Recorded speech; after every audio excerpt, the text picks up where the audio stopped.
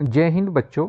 आज की वीडियो में हम देखते हैं कि नवोदय विद्यालय जो प्रवेश परीक्षा होती है उसमें भाषा हिंदी के किस प्रकार के क्वेश्चन आते हैं।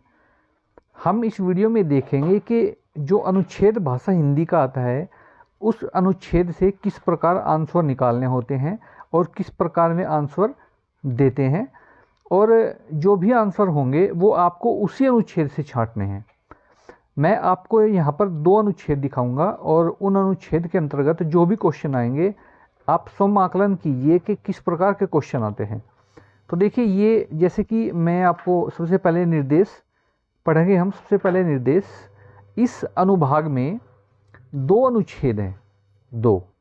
प्रत्येक अनुच्छेद के अंत में 5 प्रश्न पूछे गए हैं। प्रत्येक अनुच्छेद को ध्यान से पढ़िए और उस पर पूछे गए सवालों के उत्तर लिखिए। प्रत्येक प्रश्न के लिए 4 संभावित उत्तर हैं जिन्हें A, B, C, D अक्षरांक दिया गया है। इनमें से केवल एक उत्तर ही सही है। आप सही उत्तर चुनकर संलग्न उत्तर पुस्तिका में हर प्रश्न के आगे दिए गए बॉक्स में अक्षरांक उत्तर लिखिए। अब देखिए, जैसा पहला अनुच्छेद है, हम सबसे पहले क्या करेंगे, पहले अनुच्छेद को अच्छी तरह पढ़ेंगे, क्योंकि जो भी क्वेश्चन आएगा उसका अगर आंसर निकालना होगा तो वो इसी अनुच्छेद के अंतर्गत निकालना पड़ेगा। तो चलिए अनुच्छेद 1 पढ़ते हैं। एक बार राजा विक्रमादित्य शिकार को गए। रास्ते में उन्होंने देखा कि एक बूढ़ा व्यक्ति आम के कुछ पेड़ अपने बाग में लगा रहा है। राजा ने उस बूढ़े व्यक्ति से पूछा, तुम बहुत बूढ़े हो, ये पेड़ लगा क्यों रहे हो? जब तक ये पेड़ फल देंगे तब तक शायद तुम जीवित न रहो। यह सुनकर वह चतुर व्यक्ति बोला, महाराज, आप ठीक कह रहे हैं। मेरे पिता ने जो पेड़ लगाए उनके फल मैंने आज तक खाए। मैं जो पेड़ लगा रहा हूँ वे मेरे लिए नहीं हैं, इनके फल मेरे परिवार के व्यक्ति खाएंगे। संसार का ऐसा ही नियम है। उस बूढ़े के उत्तर से राजा प्रसन्न हुआ और उसने बूढ़े को 100 रुपये इनाम में दिए। चलते समय राजा ने उस बूढ़े व्यक्ति से कहा, तुम बहुत चतुर, व्यवहारिक और दूरदर्शी हो। तो देखिए, ये इस प्रकार का वहाँ पर आपके सामने अनुच्छेद आएगा जैसे यहाँ पर आया। अब हम क्या करेंगे, पहला है हमारे पास क्वेश्चन आया है कि राजा विक्रमादित्य कहाँ गए। तो देखिए, राजा विक्रमादित्य कहाँ गए, ऑप्शन आपके सामने होगा। राजा विक्रमादित्य जंगल को गए, शिकार को गए, शहर को, या युद्ध करने। तो आप सभी ने पढ़ा है अनुच्छेद में कि राजा विक्रमादित्य शिकार को गए। तो इसका जो आंसर होगा वह होगा ऑप्शन नंबर बी। उसके बाद क्वेश्चन नंबर 77 है। देखिए, इसलिए ये क्वेश्चन 77 या ऐसे है कि कुछ इससे पहले भी अनुच्छेद से, जो कि मैं आगे बताऊंगा आपको, और कुछ बाद के भी अनुच्छेद हैं। उसके बाद जो नेक्स्ट क्वेश्चन है वह है, बूढ़ा व्यक्ति किसके पेड़ लगा रहा था? ऑप्शन है आम के, पीपल के, जामुन के या नीम के।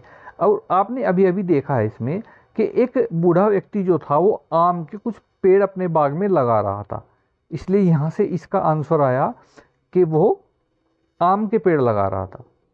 उसके बाद जो नेक्स्ट क्वेश्चन है वह है, किसने कहा कि जो मैं पेड़ लगा रहा हूँ वह मेरे लिए नहीं है?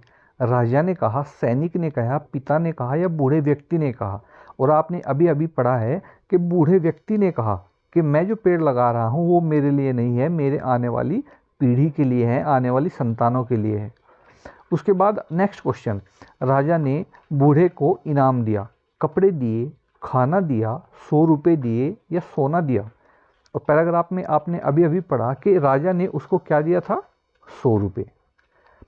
नेक्स्ट क्वेश्चन है 80 नंबर पर। देखिए, चलते समय राजा ने बूढ़े व्यक्ति से क्या कहा? तुम चतुर हो, तुम व्यावहारिक और दूरदर्शी हो, या फिर ए और बी दोनों, उपयुक्त में से कोई नहीं। तो देखिए, राजा ने उसको ए और बी दोनों ही ऑप्शन कहा था कि तुम चतुर हो और व्यवहारिक और दूरदर्शी हो। तो इसलिए इसका जो ऑप्शन आएगा तो ऑप्शन नंबर सी इसका आंसर होगा। ये रहा यहाँ पर। उसके बाद देखिए, अब मैं ऐसा ही आपको एक दूसरा अनुच्छेद दिखा रहा हूँ। जैसे, एक दिन अफगानिस्तान का एक सरदार शिकार खेलने गया। उसने जंगल में एक हिरनी को अपने बच्चों के साथ घूमते हुए देखा। उस सरदार ने अपने घोड़े को एड़ लगाई और बच्चे को पकड़ लिया, उसके पैर बांधकर अपनी काठी पर रख लिया और नगर की ओर चल दिया। कुछ देर बाद उसने देखा कि हिरनी उसके पीछे पीछे आ रही है।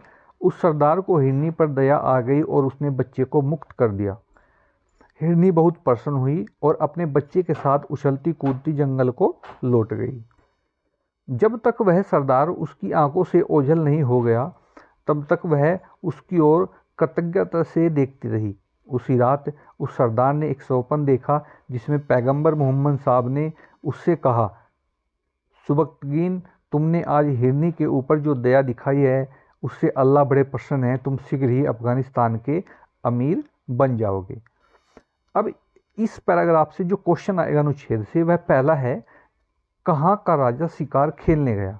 तो आप सभी ने अभी अभी पैराग्राफ में पढ़ा है अनुच्छेद में कि अफगानिस्तान का राजा शिकार खेलने गया, अफगानिस्तान का सरदार या फिर राजा। उसके बाद नेक्स्ट क्वेश्चन देखिए, शिकारी ने जंगल में किसे घूमते हुए देखा। शेरनी को अपने बच्चे के साथ, हथिनी को अपने बच्चे के साथ, हिरनी को अपने बच्चे के साथ, लोमड़ी को अपने बच्चे के साथ। और जैसा आपने अभी अनुच्छेद में पढ़ा कि शिकारी ने जो है हिरनी को अपने बच्चे के साथ जो है जंगल में घूमते देखा। उसके बाद नेक्स्ट क्वेश्चन, सरदार ने रात को सपने में किसे देखा। हिरनी को, पैगंबर मोहम्मद साहब को, हिरनी के बच्चे को या जंगल को। तो सरदार ने रात में जो है सपने में किनको देखा था, पैगंबर मोहम्मद साहब को। उसके बाद नेक्स्ट है, हिरनी के ऊपर दया दिखाने से कौन बड़ा प्रसन्न हुआ, पैगंबर मोहम्मद साहब, हिरनी, अल्लाह या सरदार। तो देखिए इसका आंसर आप देखिए यहाँ पर मैं दिखा रहा हूँ।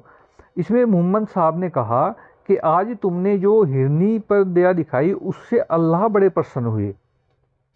तो क्या आएगा आंसर आपका यहाँ पर, दया दिखाने से कौन प्रसन्न हुआ, तो वह हुए अल्लाह प्रसन्न हुए। उसके बाद, तुम अफगानिस्तान के शीघ्र ही बन जाओगे अमीर, राजा, गरीब या दयावान। तो उन्होंने देखिए, आप फिर से अनुच्छेद देख सकते हैं, उन्होंने कहा था कि तुम अफगानिस्तान के अमीर बन जाओगे।